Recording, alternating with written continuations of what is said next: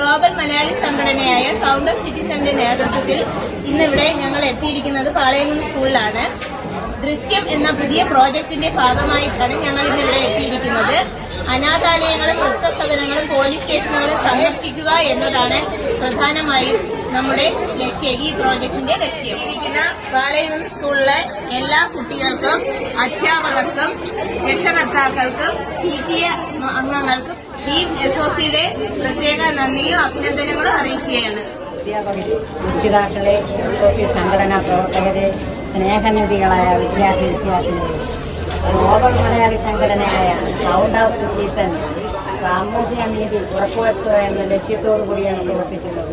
പ്രാരംഭഘട്ടമായ ദൃശ്യം എന്ന പ്രോജക്റ്റ് ഉൾപ്പെടുത്തിയിരിക്കുന്നത് യുവതലമുറയ്ക്ക് കുടുംബബന്ധങ്ങൾ തിരിച്ചറിയാൻ കഴിയാത്ത കാലഘട്ടമായി മാറിയ സാഹചര്യത്തിൽ വിദ്യാലയങ്ങളിലെ കുട്ടികളെ അനാഥാലയങ്ങളും വൃദ്ധസദനങ്ങളും സന്ദർശിക്കുവാനുള്ള അവസരം ഒരുക്കിക്കൊടുക്കുന്നതിന് മദ്യത്തിനും ലഹരി മരുന്നുകൾക്കും അടിമപ്പെടാതെ നേർവഴിക്ക് നയിക്കുക എന്ന ഉദ്ദേശത്തോടുകൂടി ബോധവൽക്കരണം നടത്തുകയും പോലീസും പോലീസ് സ്റ്റേഷനും മറ്റ് ഓഫീസും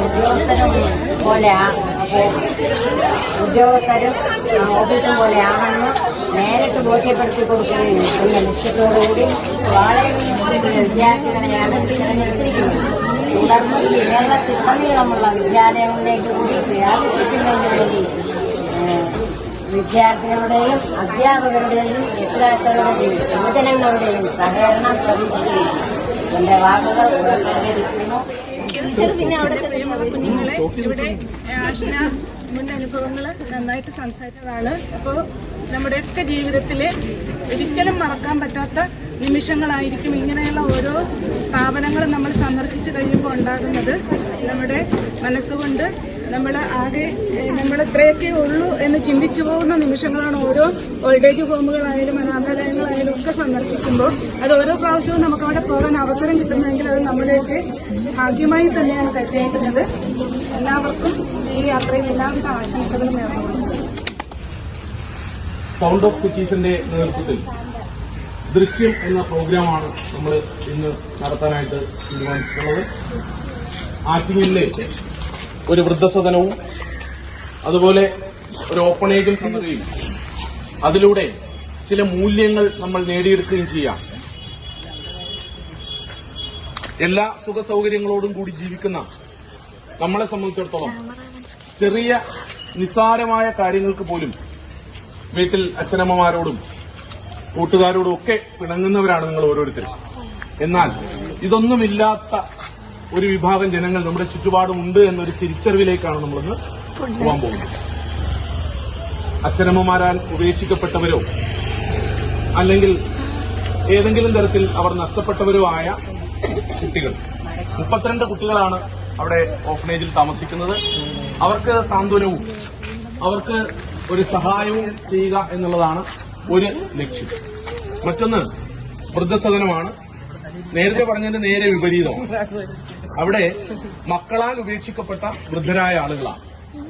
നമ്മുടെ അച്ഛനെയും അമ്മയെയും ഒക്കെ നാളെ എങ്ങനെയാണ് നമ്മൾ പരിഗണിക്കേണ്ടത്, അവർക്ക് വേണ്ടി വൃദ്ധസദനം നമ്മൾ കണ്ടെത്തിയിട്ടുണ്ടോ എന്ന് പരിശോധിക്കേണ്ട ഒരു കാലഘട്ടത്തിൽ വണ്ടി കറക്റ്റ് ചെയ്ത് നോക്കിയാണ് സാർ വണ്ടി കൊച്ചുങ്ങൾ ക്രോസ് ചെയ്യുമ്പോൾ.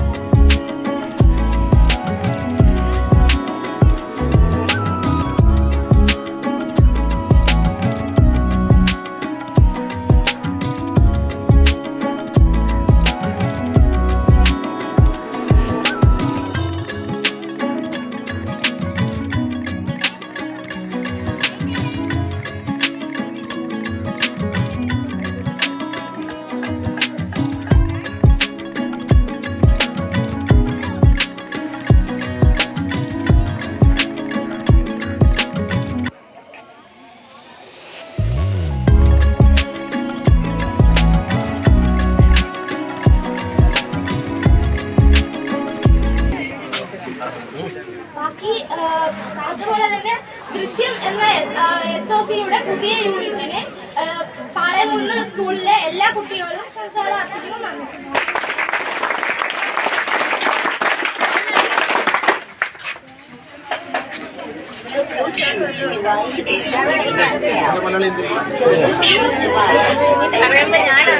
ദൃശ്യം എന്ന പ്രോജക്റ്റ് ആരംഭിച്ചിരിക്കുന്നത്. ഈ ദൃശ്യം പ്രോജക്റ്റ് ഈ ഒരു പാളയംകുന്ന് സ്കൂളിൽ മാത്രമല്ല, കേരളത്തിലുടനീളമുള്ള സ്കൂളുകളിലും നമ്മൾ നടത്താൻ പ്രവർത്തിക്കാനും ഉദ്ദേശിച്ചിട്ടുള്ളതാണ്. ആയതിനാൽ ഇത് പാളയംകുന്ന് സ്കൂളുകൾ മാത്രം ഒതുങ്ങി നിൽക്കുന്നില്ല.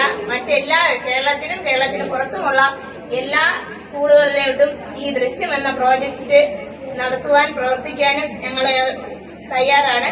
ഇത് ഒരു തുടക്കം മാത്രമാണ് സൗണ്ട് ഓഫ് സിറ്റിസന്റെ. ഇവിടെ ഇത്രയും സാധനങ്ങൾ കൊടുത്തയച്ച രക്ഷകർത്താക്കൾക്കും SPC സ്റ്റുഡൻസിനും പിന്നെ നമ്മുടെ അജയ് സാറ് ഇതിന് നേതൃത്വം നൽകിയ അജയ് സാറ്, നമ്മുടെ തന്നെ SOCയുടെ അംഗമായ JP സാറ്, മറ്റ് രക്ഷകർത്താക്കൾക്കും SOCയുടെ പേരിൽ ഞാൻ നന്ദി അറിയിക്കുന്നു.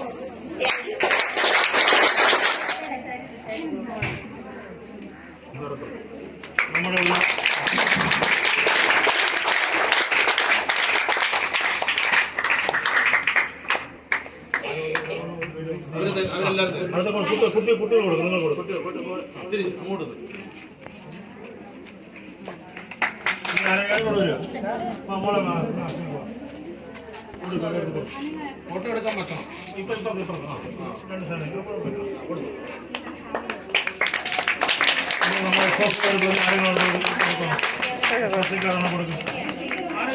കൊടുത്തു ഞാൻ ഫോട്ടോ എടു.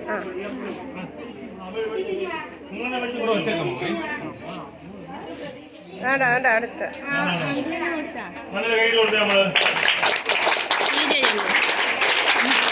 സാധനങ്ങളുണ്ടല്ലോ.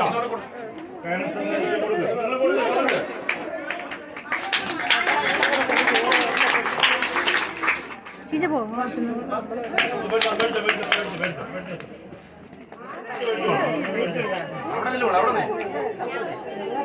രണ്ട് ഇങ്ങനെ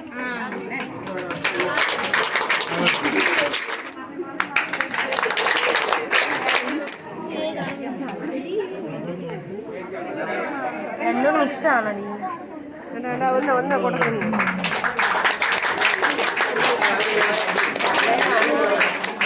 ഇതല്ലെങ്കിൽ നമ്മൾ ഒന്നും വെക്കില്ല, ബെനിസിലേ കിട്ടും.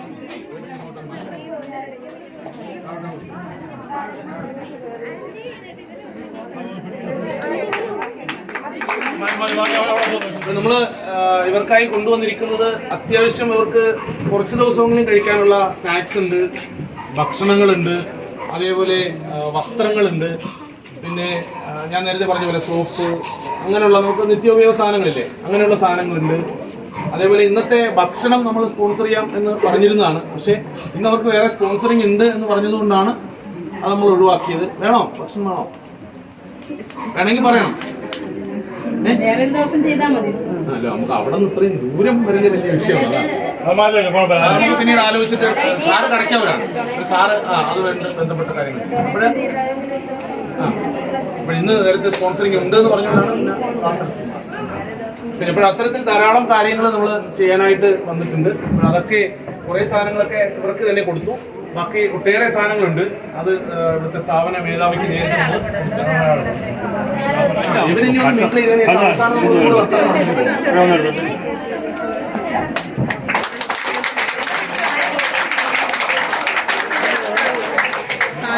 നിങ്ങൾ ഇവിടെ വന്നിട്ട് നമ്മളിത് കൊടുക്കല് മാത്രമല്ല, നമ്മൾ ഏറ്റവും പ്രധാനപ്പെട്ട ഒരു സാധനം കൊടുത്തിട്ടില്ല. അത് കൊടുക്കാനുള്ള സമയമാണ്. നമ്മളിവിടെ ഉള്ള ആളുകളൊക്കെ ആയിട്ട് മിങ്കിൾ ചെയ്യുക, അവരോട് കാര്യങ്ങൾ ചോദിക്കുക, അവരുടെ കുടുംബത്തിന്റെ കാര്യങ്ങൾ ചോദിക്കുക, എന്താണ് അവരിവിടെ എത്താനുള്ള കാര്യം ചോദിക്കുക. എങ്കിലേ നമുക്ക് ആ ഇഷ്യൂസ് പാട്ട് പാടുന്നവരുണ്ട്, നിങ്ങൾ പാട്ട് പാടുന്നവരുണ്ട്, അങ്ങനെ കൾച്ചറലായിട്ട് മറ്റു ആക്ടിവിറ്റികളിലൊക്കെ ഒരു അരമണിക്കൂറാണ്.